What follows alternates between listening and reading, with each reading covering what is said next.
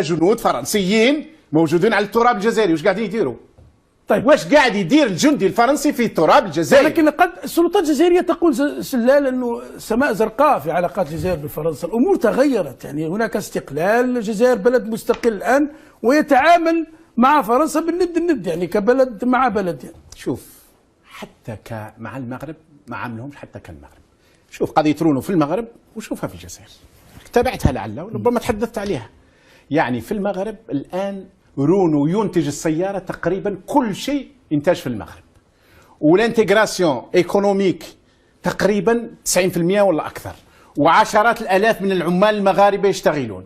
وزيد ماهوش برك رونو، الصناعات الجويه والصناعات سباسيال، يعني والصناعات اللي تدخل في صناعه الطائرات وحتى في بعض الهياكل اللي تروح للقمر الان موجوده في المغرب. الطاقه الشمسيه مع المانيا مشروع هائل